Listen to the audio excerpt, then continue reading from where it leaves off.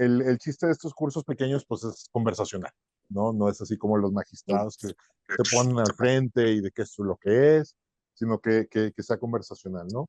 Yo ya me presentó Nayeli, yo estoy en Monterrey, así que disculpen que hable un poco golpeado.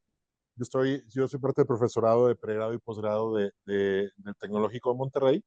Este es el curso del año pasado que estuvo organizado por el doctor Lugo y ahora es la versión pues actualizada aquí en la Ciudad de México. Van a ver que va a estar muy, muy padre la parte de disección. Bueno, aquí no ha llegado la doctora Perla, pero pues aquí estoy con el profesor Lugo, que ya hace falta que vayamos a la bicicleta, ¿verdad? Obviamente, pues soy quirúrgico y una de las cosas que a veces chocamos con todos los hospitales y en todos lados con los clásicos de cirugía de sueño, perdón, los clásicos de medicina de sueño. Muchísimas gracias. ¿Está bien? ¿Verdad? Sí, ¿tiene lechuga? No. Ok, entonces está bien, Y pues gracias. como de Monterrey, ya saben que nos encanta la carnita asada y un poco ahí de parte de familia que también soy parte, ¿no? Dentro del disclosure, pues no tengo conflictos de interés para este tema. Mi experiencia se ha construido principalmente como cirujano, como todos nosotros que estamos aquí, que nos encanta operar y ahorita vamos a poner énfasis en eso.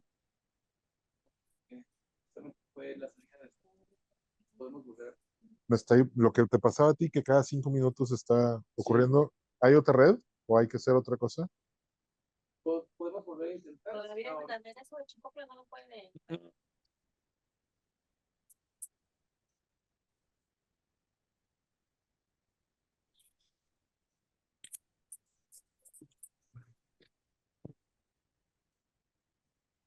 Y bueno, uso más anglicismos de lo que debería. Ya sé que allá en el norte se usan, aquí no tanto. Pero bueno, el objetivo, como les decía, buscar abrir diálogos en la propuesta quirúrgica elaborada a partir del diagnóstico topográfico del paciente. Promover la consistencia, la constancia y la estandarización del protocolo operatorio, identificar las áreas de oportunidad para corrección de aprendizaje y obviamente pues contribuir a la conversación, que son temas que son sumamente apasionantes y como todo, nadie tiene la última frase, nadie tiene la razón objetiva y pues es el chiste, ¿no? Aprender de cómo lo vamos conversando todos.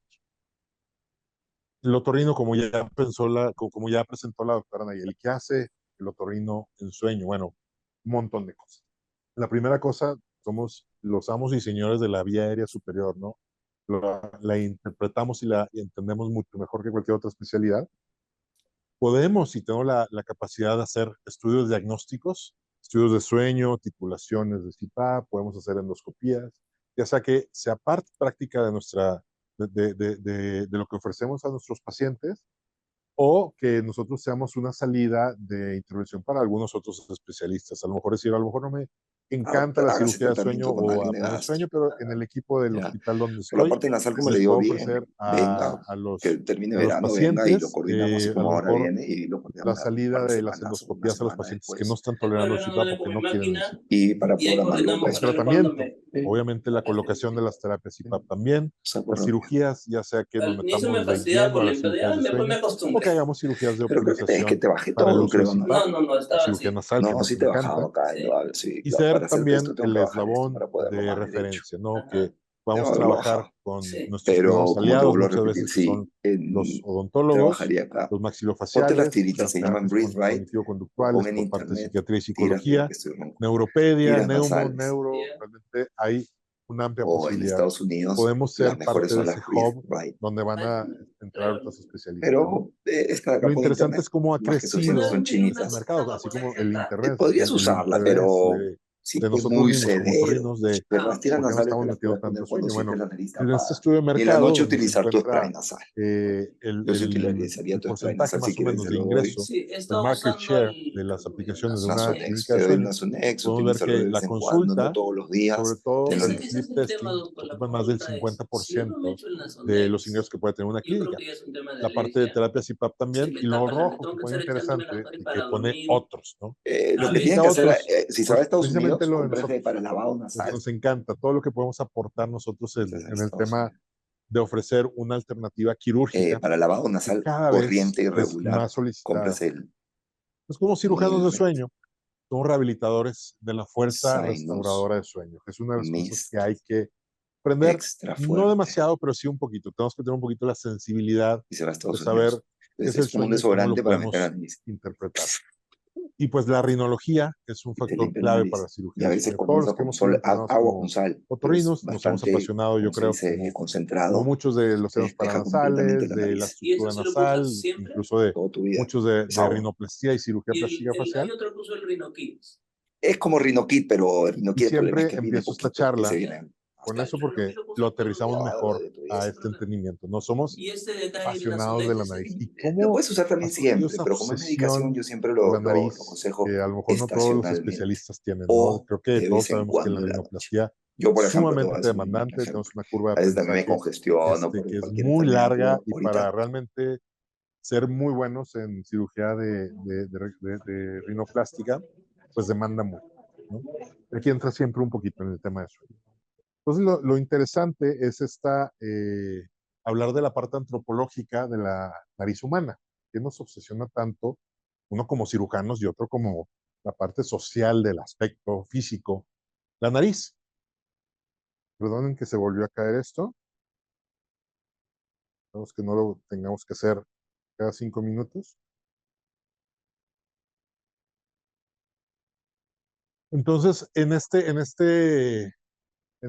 escrito, este ensayo, que no es obviamente de medicina, es de antropología y de conducta social, le llaman algo a un amplificador de la calidad individual, como la nariz, ¿no? Entonces dicen que estos amplificadores de comunicación visual,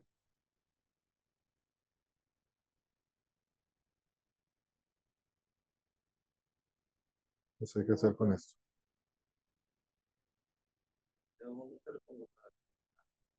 Internet, sí.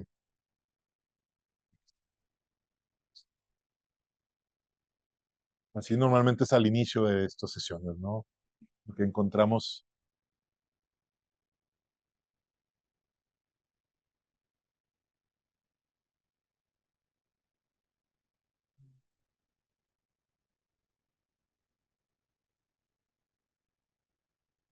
en lo que solidificamos ya la parte técnica.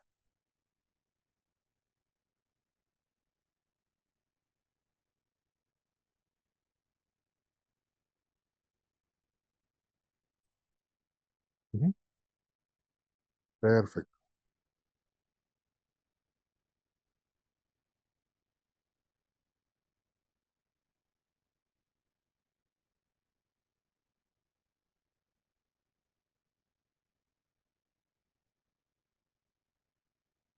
Nada más que me deje centrar el zoom.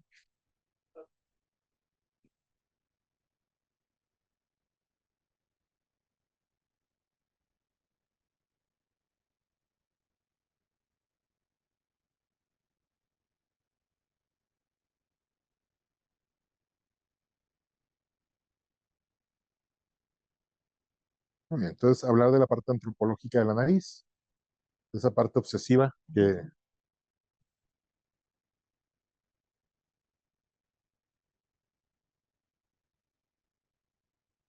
ok, que nos genera la comunicación biológica, obviamente no verbal, que vamos a generar señales que alteran o influencian el comportamiento y las respuestas de nuestros coexistentes, ¿no? Estas señales a- van a ser confiables y eficientes para discriminar un individuo de alta calidad. O sea, una nariz bonita nos va a hacer alguien más atractivo, obviamente, y a veces esa necesidad de poder tener ese amplificador muchas veces es muy costoso, ¿no? Y se refleja precisamente en el costo económico de, por ejemplo, una muy buena rinoplastía. Y esa señal es muy intensa y muchas veces es proporcional a los recursos que se le invierte a la señal del sujeto. Y ponen el ejemplo de estos gallos que tienen la cola blanca, que es, los machos son súper orgullosos de que la cresta, la parte de atrás de la cola esté muy bonita, y tanto que la única razón por la que se pelean es para picotear la parte de atrás de la cola y que les empiecen a hacer manchitas. Entonces esas manchitas, ese amplificador que tienen esta especie, pues ya no es atractivo para la pareja, y obviamente pues pierden todas esas habilidades. Entonces, más o menos pasa lo mismo con los primates, los homínidos, fuimos los de los primeros que generamos esa nariz proyectada, Y bueno, vemos que también eso aparece en otros primates, ¿no? El mono narigudo, el mandril, que tienen este amplificador que es brillante. Nosotros también tenemos esta nariz que es amplificador. Pues, ¿qué pasaba con estos gallos blancos? Bueno, igual que nosotros, tenemos este amplificador que nos hace atractivos para los demás, pues pasa, nos queremos golpear para quitar esta parte de atractivo, entonces ya no somos atractivos, ¿no? Es parte de este proceso antropológico, ¿no?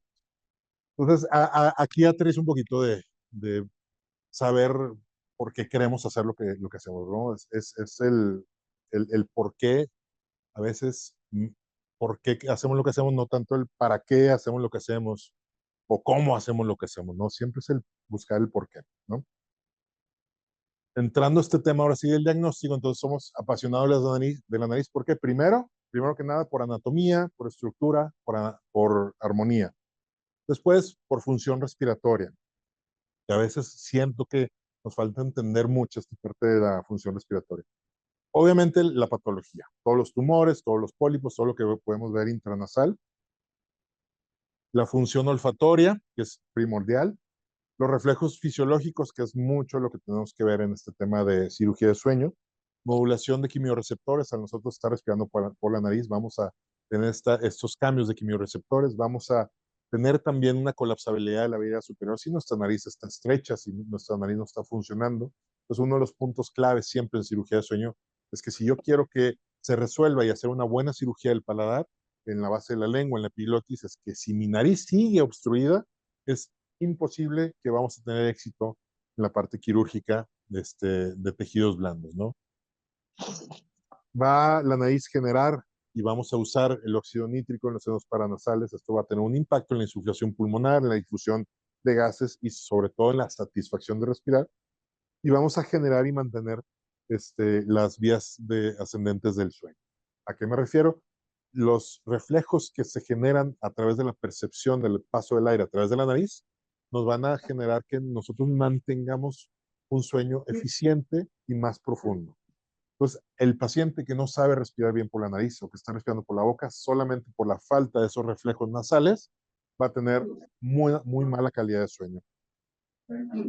Las dimensiones de sueño tenemos 5 principales. No nos vamos a meter mucho en este tema porque no es el caso. Queremos operar.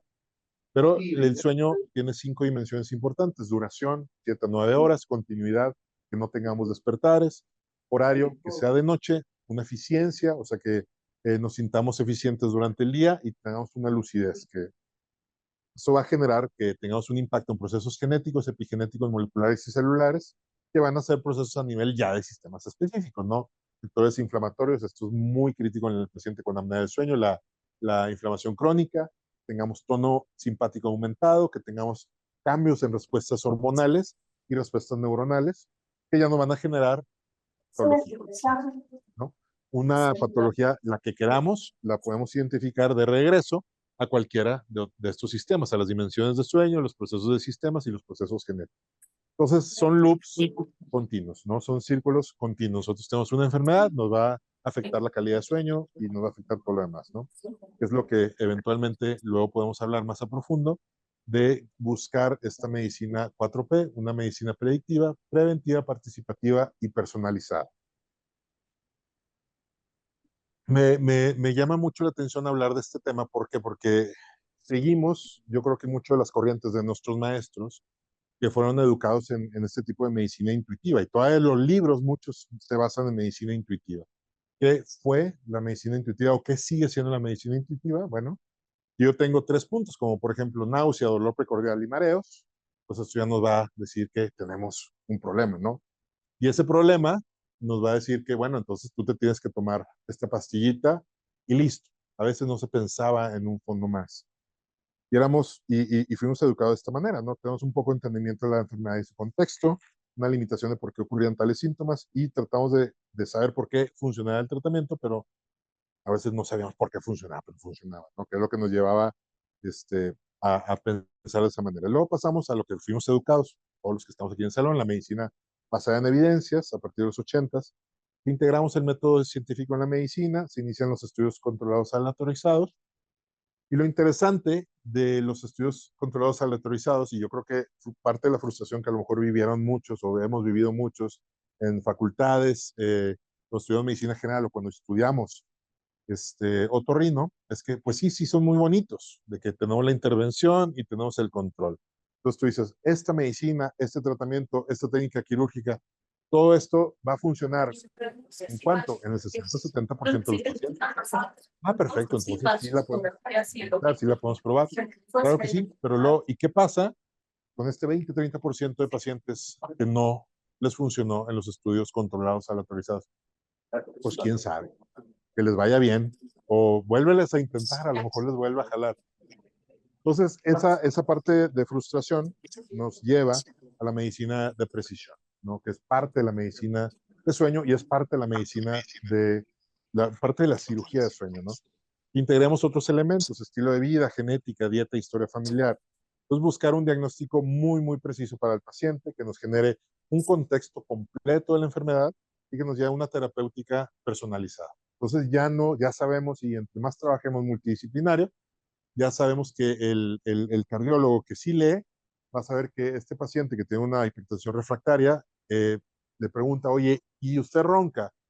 No, no ronco. Y la señora, no, sí ronca un montón, le dice por atrás, ¿no? Entonces dice el cardiólogo, dice, ah, pues con razón, ya tiene aumento de grosor de las cavidades derechas, ya tiene otro, entonces busca una salida. Entonces no es parte nada más de un síndrome o de una causa, sino ya empezamos a armar un rompecabezas muy bonito que le podemos dar al paciente mejores soluciones a su problema, ¿no? ¿Quiénes lo han hecho bien este tipo de medicina de precisión? Bueno, la gente que hace cáncer, la gente que hace genética, la gente que hace cardiovascular. Nosotros queremos llegar ahí, ¿no? Y eso es por eso que me tomo estos minutos para tratar de cambiar esa manera de ver las cosas, ¿no? Entonces, en ese contexto, la transición de la parte patofisiológica a un modelo de enfermedad integrativa, pues implica todo esto, ¿no? O sea, no podemos nada más pensar de que es que está estrecha la vía superior o el músculo no funciona. O sea, tenemos todos estos elementos que están en juego, ¿no? Que van a generar, o sea, por ejemplo, si tenemos una estrechez de la vía aérea, nos va a lo mejor dar un aumento del tono simpático que nos va a generar hipertensión. Cada una de estas va a tener su inicio, su transición y su porqué. Lo interesante es que tenemos ya, afortunadamente, muy buenas tecnologías para empezar a investigar y averiguar cómo le podemos ayudar al paciente, porque sí, es bien bonito que el paciente ya no ronque, ya no tenga apneas, pero nuestro fin es quitar todo esto. Ya no, ahorita estaba platicando con el profesor Lugo, ¿no? Del hijo de un doctor, de un eminente doctor de España, que estaba un poco frustrado por su papá que hace medicina de sueño. Dice, es que papá, yo quiero salvar vidas. Así como nosotros todos salvamos a ese cáncer N4 avanzado que le hicimos una traqueostomía y nos sentimos, ¡yay! Los salvé.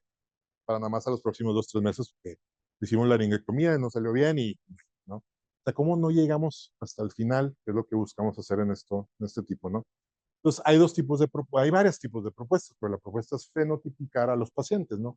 Tomar pequeños clústeres, tomar pequeños datos para tratar de simplificar la manera como podemos interpretar a cada uno de los pacientes.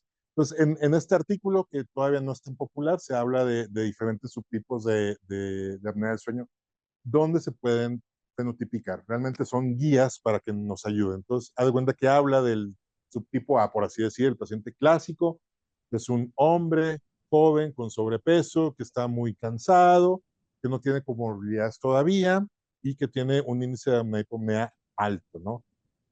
Entonces, ¿qué le va a pasar? Bueno, a lo mejor va a tener un evento cardiovascular, a lo mejor va a tener un choque por quedarse dormido y, bueno, proponen de que el tratamiento va a ser CPAP.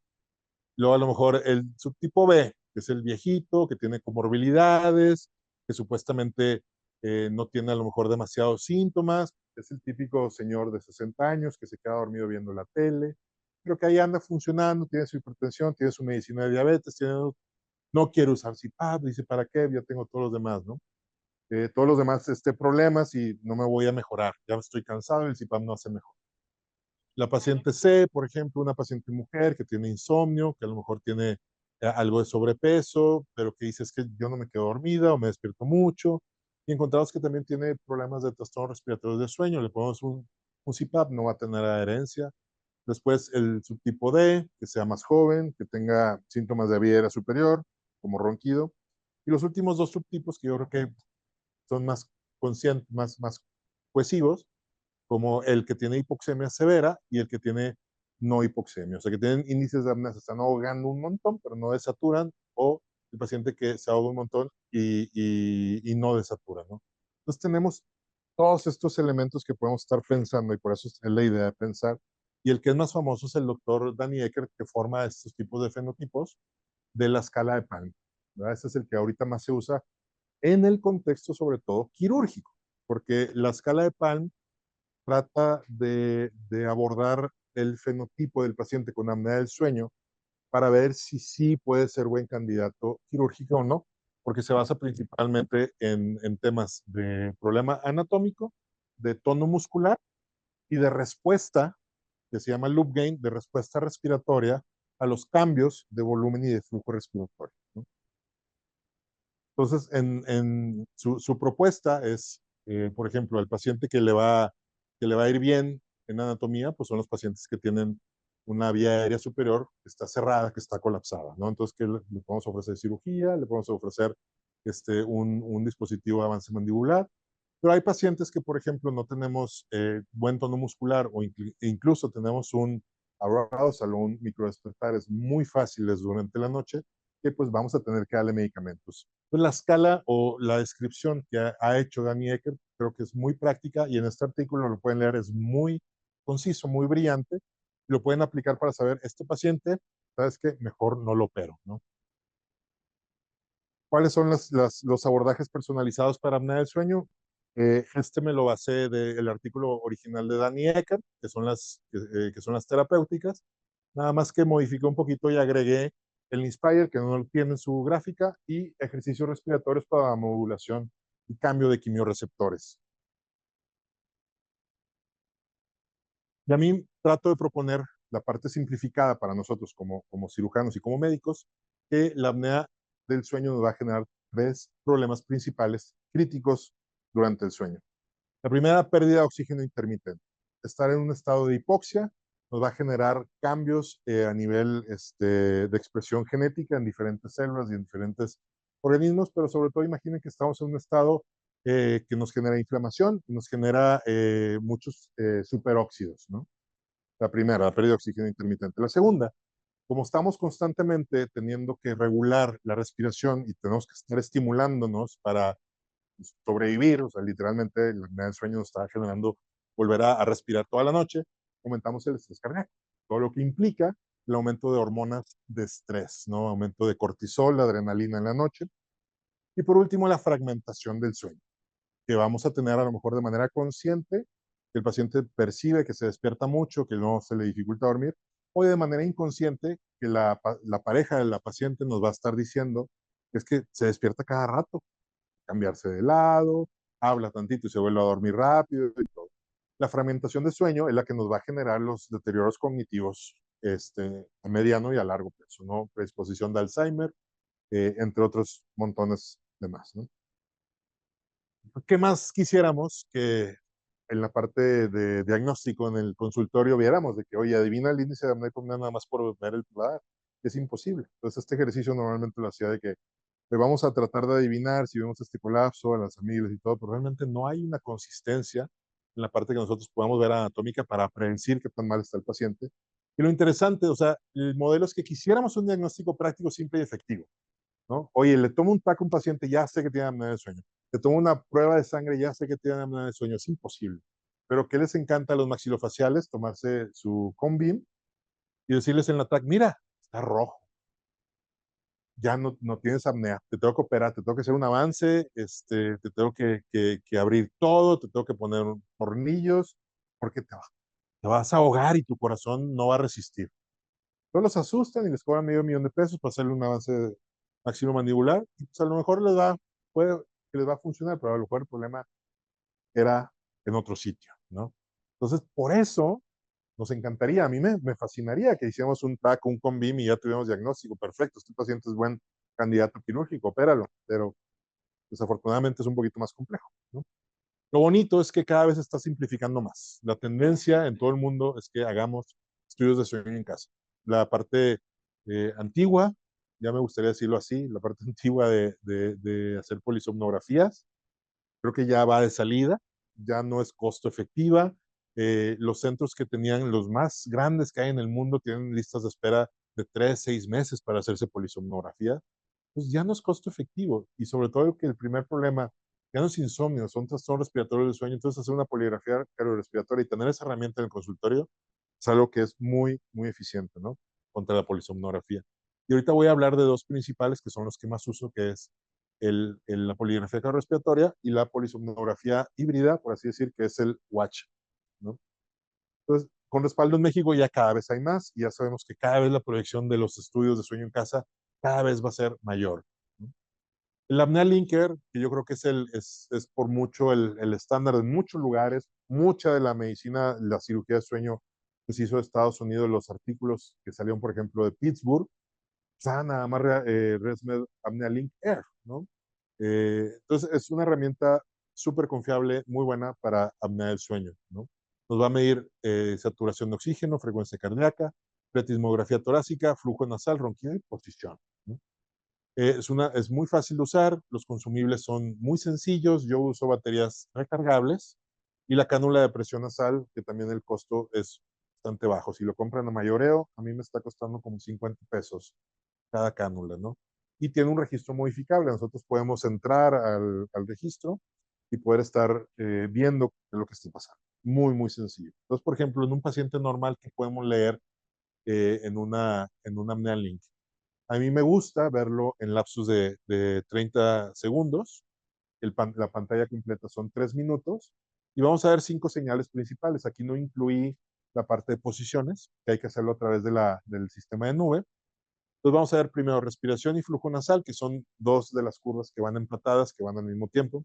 Después veríamos ronquido. Después el ritmo cardíaco, que queremos ver siempre que esté lo más planito posible, igual que la saturación de oxígeno. Entonces, en este periodo de la noche, la parte respiratoria al menos podemos concluir que el paciente está normal. Un paciente con ronquido simple podemos ver cambios muy obvios, como el ronquido presente en cada respiración, un ronquido rítmico, pero no necesariamente tiene que tener impacto en la saturación de oxígeno y en la frecuencia cardíaca. Ahora, lo interesante es que si nos ponemos a leer el estudio, podemos ver cosas interesantes como esto, como por ejemplo un paciente que pueda tener síndrome de resistencia de vía aérea superior. ¿Qué significa síndrome de resistencia de vía aérea superior? Simplemente que por la parte obstructiva del paciente que no está generando apneas ni desaturaciones, pero sí está generando estimulaciones y arousals o microdespertares durante la noche. Miren cómo tiene un flujo constante, muy relajado, muy tranquilo. El paciente está respirando bien, sin ronquido, y de repente tiene este pequeño quiebre de su ritmo respiratorio que le amplifica el esfuerzo. El paciente ya está respirando bajito, bajito, bajito, y de repente el cerebro dice, hey, espérate, ¿vuelve a respirar bien? Ah, sí, sí, ya me acordé que tengo que respirar. Vean el aumento del esfuerzo, pero sobre todo vean este pico de la frecuencia cardíaca, que sube y baja en el mismo momento. Esto de manera indirecta nos diría o nos sugiere que tenemos un alertamiento cortical, ¿no? Entonces, no es tan exacto, pero si lo sabemos leer y podemos ver un paciente que tiene datos clínicos de resistencia aérea superior y encontramos esto, nos ayuda mucho. Entonces, un estudio muy simple, que obviamente no está validado para compararlo con un electroencefalograma, tiene su impacto. Y obviamente, pues apnea del sueño severa, que no tendría que explicar mucho de esto, ¿no? Pausas de respiración, si hay pausa, pues obviamente no hay ronquido, desaturaciones y una taquicardia reactiva de estas desaturaciones. Eso lo voy a saltar, quiero pasar en el Watchpad, que creo que si quieren tener una sola herramienta en el consultorio, creo que es una muy buena, ¿no? El Watchpad es un poquito más caro, sobre todo porque tiene el consumible, el sensor digital, ahorita anda rondando como $60 cada uno de los sensores y es de un solo uso. Pero esta nos va a estar midiendo, aparte de lo que nos está midiendo el apnea link, vamos a tener actigrafía, vamos a tener también la onda de tonometría arterial. Y aquí sí vamos a detectar arousals, fragmentación de sueño y fases de sueño, ¿no? Es muy fácil de usar, es mucho más cómodo que los otros. El paciente que está nervioso por ponerse tantas cosas, se hace menos nervioso con esto. Y nos va a dar este registro. En esta parte, vuelvo a empezar con el paciente normal. ¿Qué vemos? Las dos primeras señales de las 8, vemos la respiración de manera indirecta a través del pulso.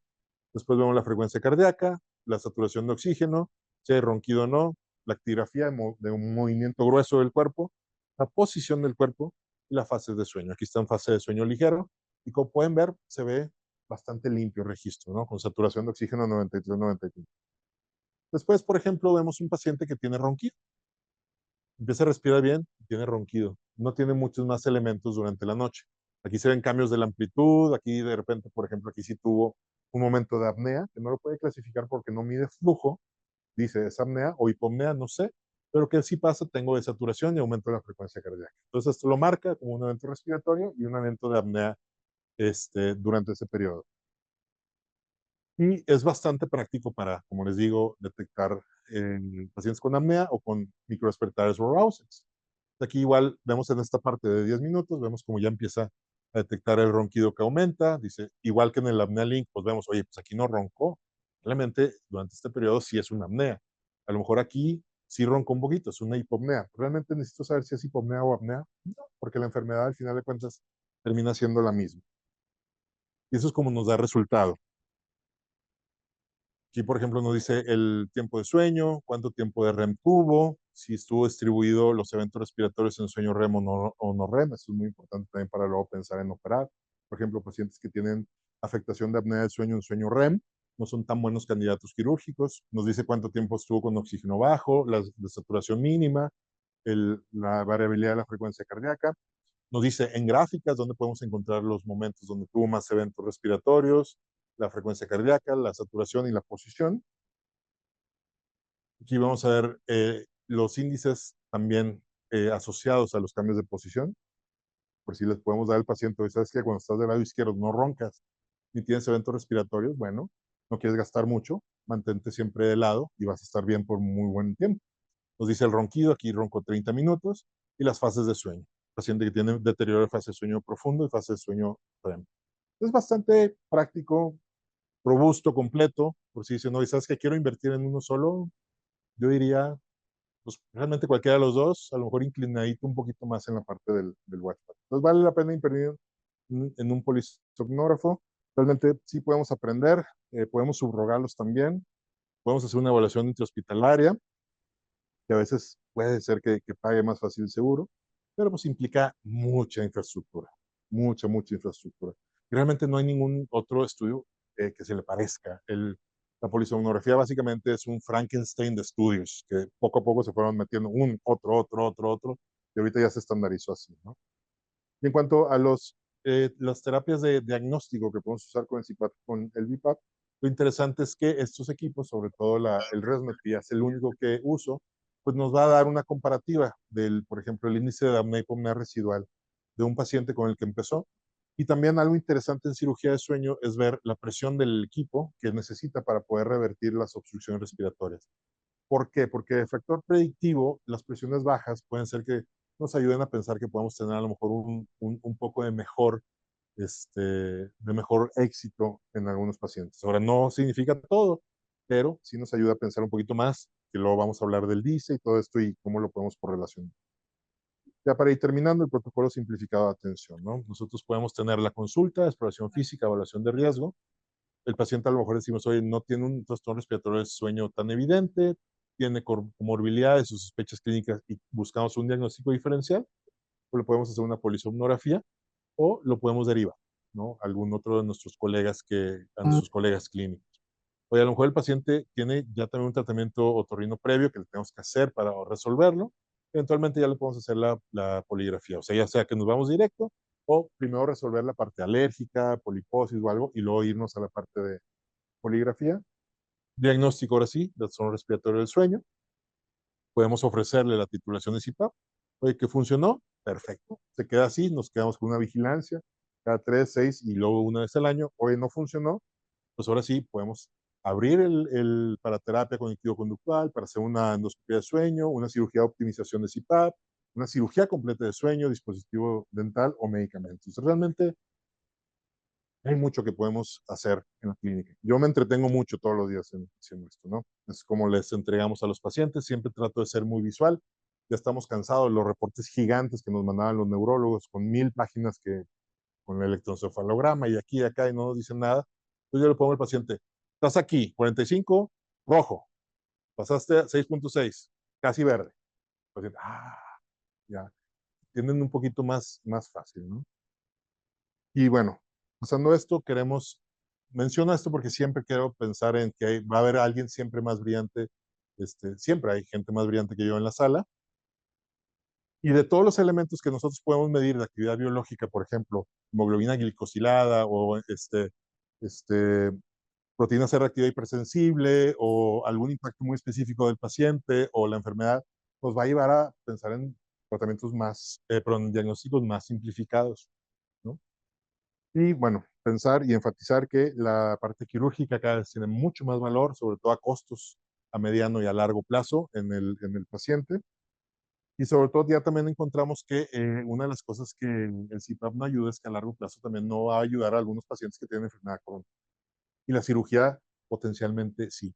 O sea, que no tengamos resultados que parezcan tan buenos en la cirugía, la evidencia es que cada vez encontramos que tenemos mucho más impacto en otras áreas del paciente de las que considerábamos, precisamente por esta parte de fenotipo, ¿no? Entonces, conclusiones y metas a futuro, anclar los fenotipos y resultados clínicos significativos, realmente calidad de vida, función. Hay que buscar una reproductibilidad y estabilidad de los clústeres, de los cohortes, de los estudios clínicos, incorporar los datos de implicaciones mecanicistas, o sea, quitar nada más la parte fisiológica, la carga hipóxica, intensidad de arousas y estarlos metiendo en un solo clúster. Evaluar los perfiles de biomarcadores dentro de los subtipos fenotípicos para tener herramientas de predicción simple. Y por último, pues desarrollar mejores abordajes y optimización de herramientas terapéuticas de los grupos, ¿no? Dormir bien nos va a regalar nuestro estado natural y la capacidad increíble que tenemos por default. Entonces no debemos hablar de que las cosas malas que te genera dormir mal, no, realmente tenemos que volver a estabilizar nuestro buen sueño porque es lo que nos va a llevar a ser lo que realmente queremos ser. Y por último, la invitación al Congreso de Medicina de Sueño, nuestra Sociedad Mexicana para la Investigación de Medicina de Sueño, que se va a hacer en Monterrey en marzo. Aquí está el código QR con la liga creo que es del Instagram, donde van a colocar la liga de todo lo demás. Nos encantaría verlos allá. Va a ser una parte clínica, pero muy productiva. Y si están interesados en la parte de el diplomado también de la Sociedad Mexicana, aquí les dejo los datos para que puedan registrarse, que sí ya empieza en abril. Y bueno, pues aquí están mis datos y cualquier cosa, pues aquí nos vamos a estar viendo. Como